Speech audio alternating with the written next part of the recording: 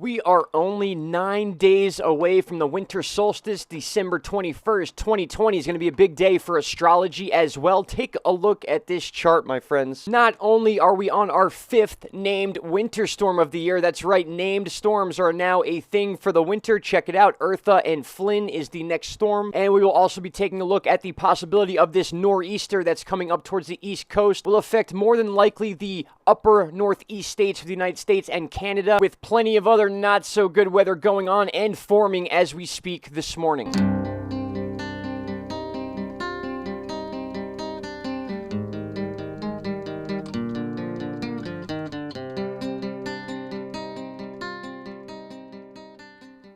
Welcome back, everybody. So good to be back. It is December 12th, 2020, 10:37 a.m., and we're looking at the most updated Doppler radar of the United States right now. Take a look at some of these temperatures near Wyoming. We got Colorado down here, Utah, Idaho, Montana, and look at the tip of Texas. We have an issue going on right here. You kind of see this big blob of very, very cold air that's extending down into New Mexico and most of Colorado, which is swinging over top of northern Texas into Oklahoma. Probably, more than likely, going to be some sort of snow issue going on. And the reason I'm saying probably, maybe, is not only because we have the information available from the Weather Channel itself, where we're expecting snow in the western areas of Oklahoma and the northern areas of Texas, but that cutoff line where we see the snow and the warm air and the rain mixing in with each other is very prominent right now. And that's why we're also going to be talking about the possibility of a nor'easter coming on this weekend. First things first, let's talk about this situation going on near Oklahoma, Kansas, and the northern edge of Texas. You can see the winter storm warnings are in place for there as it's going to swing across into the northeast.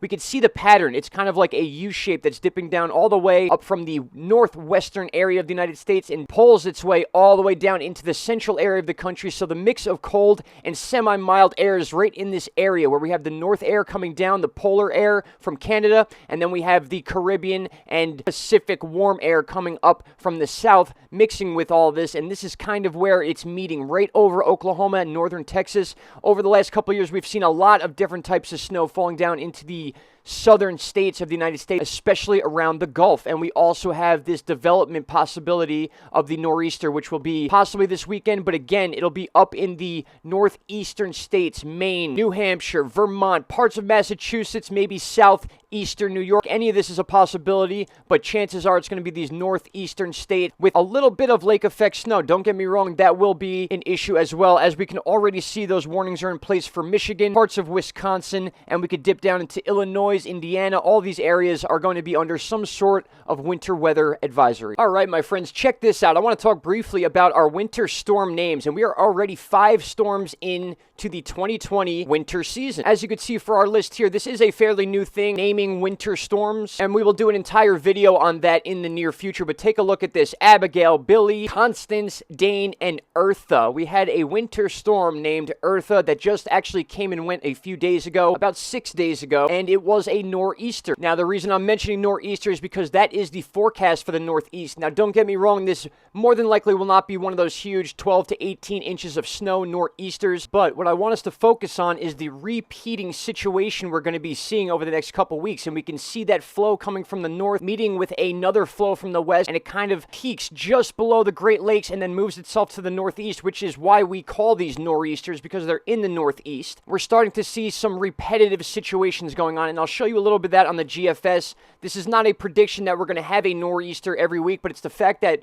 we're starting to see this setup come to play that is going to cause these things, or is very capable of causing. And as I move pretty forward in this map, the GFS is also used for any sort of weather, not just hurricanes, as I'm sure a lot of you are used to seeing on my channel. But if we back up and we kind of take a look at the most previous nor'easter we dealt with, which you could see the last we're kind of seeing of on this chart is December 9th. We could say 6 days ago we dealt with this situation. But as this leaves, we could see the one we're dealing with now kind of move into play right there. And then we kind of see a repeating cycle of these low pressure systems getting kicked up into the northeast. Now, will every one of these be a nor'easter? Absolutely not. But the chances are, with these tight rings and these low pressures right here, we're going to see some pretty interesting weather coming up in the near future. Now, we don't want to get too far ahead of ourselves. As we know, we have the Oklahoma, northern Texas, and parts of Kansas forecast for the snow. That will be moving west to east as always. And then we have the lake effect situation going on like we said, near Michigan, parts of Wisconsin, Illinois, and then underneath the Great Lakes, Indiana, Ohio, Michigan,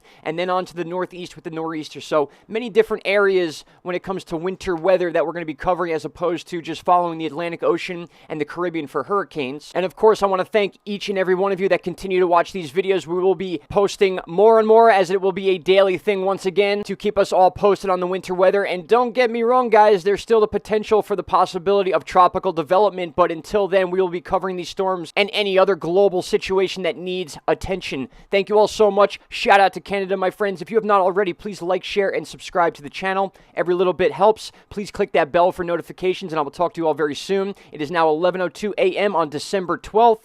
Thank you so much. Bye-bye.